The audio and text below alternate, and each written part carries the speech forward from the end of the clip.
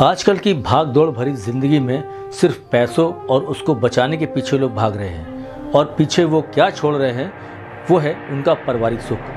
वो इन सबके बीच जो तनाव झेलते हैं उससे ग्रसित होते जा रहे हैं और इससे उनके अंदर का पुरस्कार और खुशियाँ कम हो रही हैं। दिन भर भाग दौड़ भरी जिंदगी के बाद जब हम घर लौटते हैं तो बच्चे की एक मुस्कान से सारी थकान दूर हो जाती है और जब हम घर में बच्चे ही ना हो तो घर काटने को दौड़ता है। इस समस्या को लेकर लोग अस्पतालों के चक्कर काटते हैं। तो वो खुशियाँ आप पुनः कैसे प्राप्त करें? प्राचीन आयुर्वेदिक चिकित्सा जिसका भारत ही नहीं पूरे विश्व ने इसका लोहा माना है, में इसको बहुत महत्व दिया गया है। आज की चर्चा होगी इसी तरह के अनेक विषयों पर। नमस्ते, मैं हूँ जीपी अवस्थी। स्वागत है। जिंदगी के बाद जब हम घर लौटते हैं तो बच्चे की एक मुस्कान से सारी थकान दूर हो जाती है और जब हम घर में बच्चे ही ना हो तो घर काटने को दौड़ता है। इस समस्या को लेकर लोग अस्पतालों के चक्कर काटते हैं। तो वो खुशियाँ आप पुनः कैसे प्राप्त करें? प्राचीन आयुर्वेदिक चिकित्सा जिसका भारत ही नहीं पूरे विश्व ने इसका लोहा माना है, में इसको बहुत महत्व दिया गया है। आज की चर्चा होगी इसी तरह के अनेक विषयों पर। नमस्ते, मैं हूँ जीपी अवस्थी। स्वागत है आपका। और आज हम चर्चा करेंगे एक ऐसी शख्सियत से जिन्होंने शहर में ही नहीं पूरे देश विदेश में अपनी एक अमिट छाप छोड़ी है, जिन्हें कई महत्वपूर्ण पुरस्कार भी मिल चुके हैं। जी हाँ, हम बात कर रहे हैं प्रसिद्ध इन्फर्टिलिटी स्पेशलिस्ट डॉक्टर आनंद झा साहब की, जिन्होंने अनगिनत सूनी गोदों को खुशियों से भर दिया। तो आइए चलते हैं काकादेव उनके डॉक्टर झा के चिकित्सालय और उनसे मिलते हैं और बात करते हैं इस विषय पर और जानते हैं इसका इलाज और सावधानियाँ के बारे में। स्वागत है डॉक्टर साहब। हेलो। स्वास्थ्य की बात में आपका। आजकल लोग मॉडर्न लाइफ स्टाइल में जी रहे हैं, इसमें आयुर्वेदिक चिकित्सा का कितना रोल? देखिए, आयुर्वेद चिकित्सा पद्धति 4000 वर्षों पुरानी चिकित्सा पद्धति है। पुराने ज़माने में आपने देखा होगा, आज से 100-200 वर्ष पहले कोई भी एलोपैथिक साइंस या कोई अन्य पद्धति वगैरह कंटिन्यू नहीं करती थी किसी भी चीज़ को। हम लोग आयुर्वेद तरीके से, चाहे वो खान पान हो, चाहे वो रहने का तरीका हो, चाहे व्यवहार हो, चाहे नींद हो, और दिनचर्या पूरा रूटीन मेंशन रहता है आयुर्वेद साइंस में। अगर वो फॉलो करते हैं तो नॉर्मल एक हेल्दी पर्सन रहता है और अपनी एक सेक्सुअल और एक हैप्पी मैरिड लाइफ परफॉर्म करता है, ताकि वो अनेकों बीमारियों से बचे और एक हेल्दी जीवन सरवाइव करें।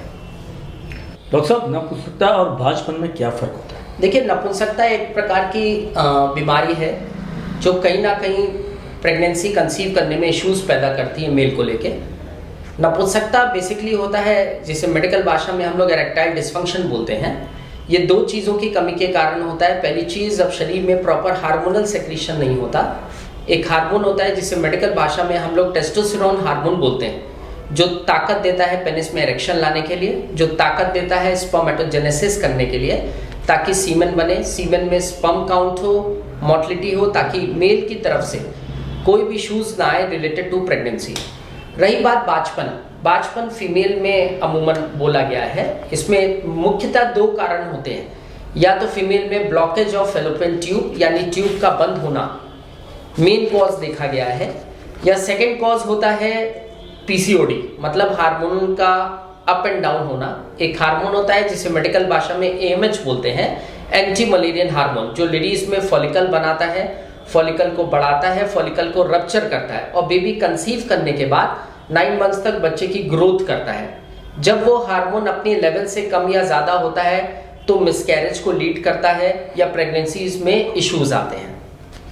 क्योंकि सामान्यतः 24 से 25 वर्ष की लड़कियों में मासिक धर्म से अनियमितताओं की समस्या आ रही है, इसका मूल कारण क्या है? आपने बहुत अच्छा क्वेश्चन पुटअप किया है। मेरी क्लिनिक में नियर अबाउट 100 से 150 क्वेरीज डेली और मेरी मेल्स में यही आती हैं कि वी आर अनमैरिड, हम 24-25 साल के हैं लेकिन मेरी साइकिल गड़बड़ है।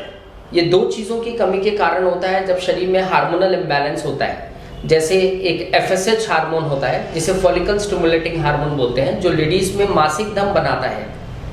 इसी प्रकार से एक हार्मोन होता है जिसे ल्यूटेनाइजिंग हार्मोन बोलते हैं, जो मासिक धर्म बने वो प्रॉपर तरीके से एक्सपेल हो, जिसे आम भाषा में मेंस्ट्रुअल साइकिल बोलते हैं। जब वो हार्मोनल इम्बैलेंस होता है तो वो पीरियड्स में एब्नॉर्मलिटी आती है। सेकंड सबसे बड़ा कॉज होता है कि जो आजकल का खान पान है या जंक फूड्स हैं, ये भी कहीं ना कहीं हार्मोनल डिस्टर्बेंस करता है और पीरियड्स में एब्नॉर्मलिटी आते हैं। तीसरा और सबसे बड़ा कॉज होता है कि आजकल आपने देखा होगा 100 में से 90% लोग रात में लेटते भी हैं तो दे यूज टू यूज व्हाट्सएप और फेसबुक। इसकी भी जो इंफ्रारेडिव रेज हैं वो भी कहीं ना कहीं हार्मोनल इम्बैलेंस को लीड करती है और आगे चल के एबनॉर्मलिटी ऑफ मेंसेस और बाद में प्रेगनेंसी को दावत देती है। फैलोपियन ट्यूब क्या होती है और इसके ब्लॉकेज में क्या कारण होते हैं? फैलोपियन ट्यूब मेन चीज है जहां पे बेबी कंसीव करता है। ये यूट्रस के अपर पार्ट में होती है। जब हस्बैंड और वाइफ इंटीमेट होते हैं यानी रिलेशन में रहते हैं तो स्पर्म जब तक ओवम के पास नहीं जाएगा और जब तक ओवम और स्पर्म इजैकुलेट नहीं होंगे, मिलेंगे नहीं, तब तक बेबी कंसीव नहीं करता है। किसी भी पीरियड एबनॉर्मलिटी के कारण, ट्यूबरक्लोसिस ऑफ यूट्रस हो जाने के कारण या हाइड्रोसेल्फिक्स हो जाने के कारण, इसे आम भाषा में गंदा पानी बोलते हैं, अगर इकट्ठा होता है तो वो ब्लॉकेज ऑफ फैलोपियन ट्यूब को लीड करता है। ब्लॉकेज ऑफ फैलोपियन ट्यूब मुख्यतः 3 कारण होते हैं, एम्पुलरी, फिमरल और कॉर्नियल। ये 3 अलग अलग सिरे होते हैं। इसका मैं किसी पद्धति में नाम नहीं लेना चाहूँगा। इसका और पद्धतियों में कोई भी ऐसी मेडिकेशन नहीं बनी जो ब्लॉकेज ऑफ फैलोपियन ट्यूब को ओपन कर सके। उनके पास एक सर्टेन प्रोसीजर होता है जिसे लेप्रोस्कोपी बोलते हैं। वो कोशिश करते हैं कि जो भी इंस्ट्रूमेंटल मेथड है उससे जो भी गंदा पानी हो, जैसा मैंने पहले भी कहा, हाइड्रोसेल्फिक्स हो गया या ट्यूबरक्लोसिस ऑफ यूट्रस हो गया, उसको साफ कर दिया जाता है। लेकिन उसमें 20 to 25% की रेशियो के अलावा सक्सेस रेशियो नहीं है। हमारे आयुर्वेद में 200% निदान है। मैं फिर रिपीट कर रहा हूँ, हमारे आयुर्वेद में 200% निदान है। अगर हम प्रॉपर डायग्नोज कर लेते हैं कि वाई ट्यूब्स आर ब्लॉक्ड, हम उसका प्रॉपर इन्वेस्टिगेशन कराते हैं और आयुर्वेद नुस्खे जैसे चांदी की बसम हो गई, सोना बसम हो गई, कचली प्रिपरेशन हो गई, दीज आर द ड्रग्स जिसमें वो क्वालिटी है जो 40 साल की लेडी की यूट्रस को 16 साल की लड़की का बनाता है, जिसे वाजीगणना चिकित्सा बोलते हैं।